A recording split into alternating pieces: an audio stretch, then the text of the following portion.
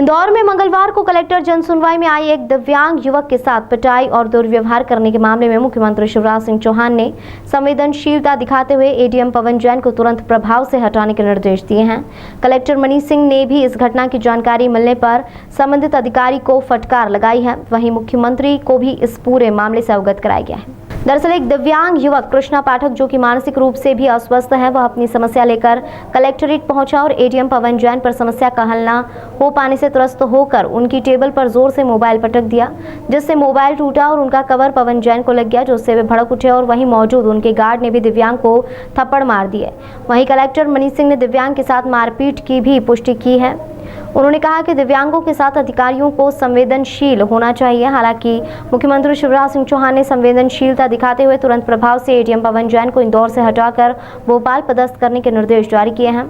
पूर्व में भी मुख्यमंत्री 2016 में पवन जैन को सस्पेंड कर चुके थे, मगर कांग्रेस सरकार में उन्होंने इंदौर पोस्टिंग करवा ली। जनसुनवाई के दौरान सर एक घटनाक्रम सामने आया था जिस पर मुख्यमंत्री ने एक्शन लिया है और जो एडीएम है पवन जैन, उनको हटाने के निर्देश उनके द्वारा दिए गए हैं। क्या कुछ पूरा घटनाक्रम था, क्या कार्रवाई? कल जनसुनवाई में जो कृष्णा हैं, ये कृष्णा पाठक, ये आए थे और इनके द्वारा पहले भी आते रहे हैं, मेरे पास भी मिले थे एक बार आके। तो गरीब थे तो गरीबी रेखा कार्ड की इन्होंने डिमांड रखी थी, तत्काल हम लोगों ने बनवा दिया था इनके लिए। द्वारकापुरी के पास साई बाबा नगर निवासी हैं ये, और ये इनकी जो मांग थी वो उनके दादा का या किसी नाना का मकान का नामांतरण का इशू था जो नहीं हो पा रहा था, उसको लेके व्यथित थे। तो बाहर कुछ आवाज़ तेज़ी से कर रहे होंगे और अंदर सभी एडीएम्स जनसुनवाई कर रहे थे। उसमें हुआ कि भाई कौन बाहर इतनी तेज़ आवाज़ बात कर रहा है, तो ये मालूम पड़ा कि कोई दिव्यांग है वो कर रहे हैं। तो उनको व्हीलचेयर दी गई, व्हीलचेयर देके अंदर बुलाया गया। अंदर बुलाने पे जब वो पवन जैन के पास में आए तो उन्होंने फाइल वहाँ पर रखी टेबल पे, उन्होंने थोड़ा तेज़ी से रखी और मोबाइल भी शायद रखा। अब एग्जैक्टली उसका उस समय का जो मुझे अधिकारियों ने बतलाया है कि इस प्रकार से रखा मोबाइल की उसका कवर टूट करके और एडीएम के सामने लगा उनको कहीं शायद। उस पर से बट नेचुरल है कि थोड़ा बहुत अधिकारी वो होते हैं कि उत्तेजित होते हैं, तो उत्तेजना भी हुई एडीएम में।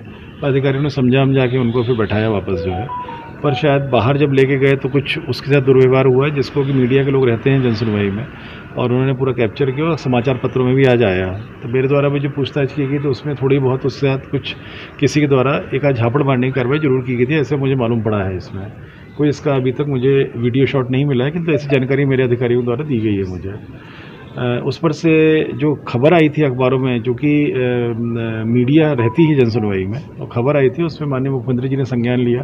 कुछ पुलिस के मैटर्स को लेकर 10:30 बजे वीसी थी, उसमें कुछ जिलों के हम लोग कलेक्टर्स जुड़े हुए थे, तो खास समाचार पत्र की कटिंग पर उनके द्वारा मुख्यमंत्री जी द्वारा पूरी जानकारी प्राप्त की गई।